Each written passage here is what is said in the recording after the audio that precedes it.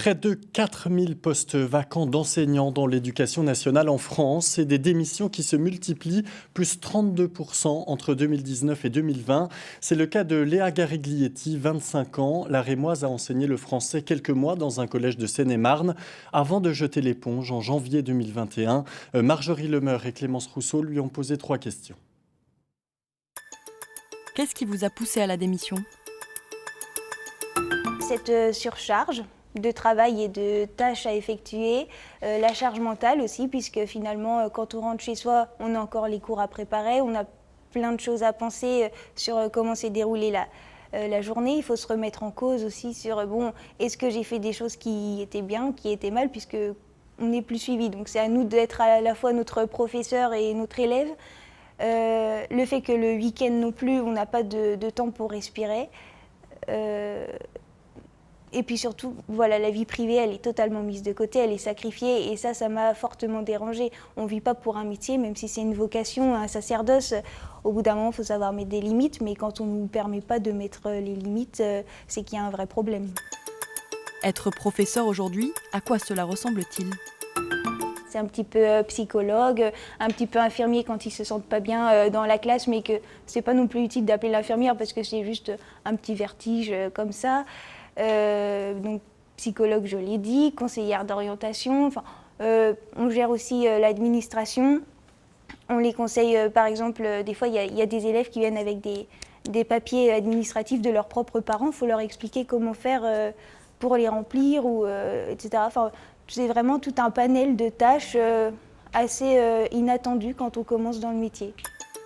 À quelques jours de la rentrée, quels conseils donneriez-vous aux enseignants ? Je leur dirais d'essayer de prendre le plus plaisir à faire ce métier, puisque c'est vrai que le contact avec les élèves est quelque chose de beau, d'enrichissant, mais dès que ça ne va pas, d'en parler aux autres, et surtout de ne pas se forcer à faire des choses qu'on ne peut pas faire. Donc le jour où on n'est pas bien, on se met en arrêt maladie, et s'écouter, se respecter et prendre du temps pour soi en dehors du collège ou du lycée, et surtout faire une activité autre que celle de professeur, puisque le métier de professeur, c'est du temps plein, et on peut vite tomber dans la spirale, dans l'engrenage de vouloir être prof du lundi au dimanche.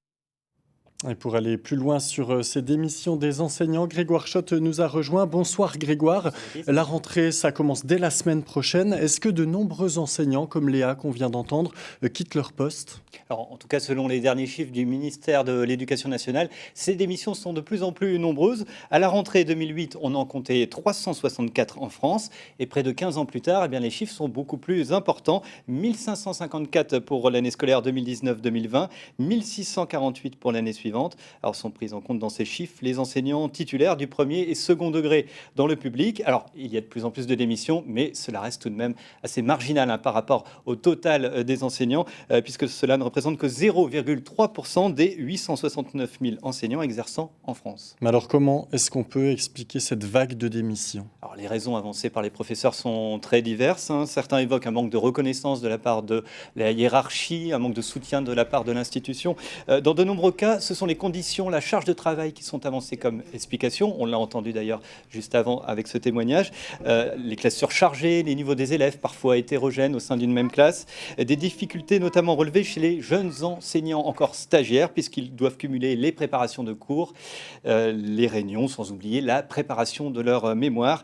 Et puis pour d'autres, c'est la question du salaire qui, dans ces conditions, pose problème. Et ces démissions renforcent la pénurie de professeurs. On l'a dit tout à l'heure, 4000 postes vacants. Quelle solution alors ? Alors, justement, par rapport aux rémunérations, la déclaration cette semaine d'Emmanuel Macron qui annonçait 2 000 € minimum pour tout professeur débutant sa carrière. Est-ce que cela va changer la donne ?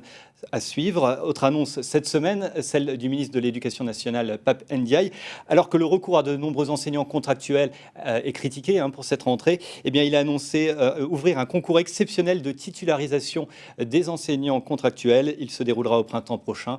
3 000 enseignants contractuels exercent aujourd'hui en France. Merci beaucoup Grégoire Schott pour toutes ces précisions.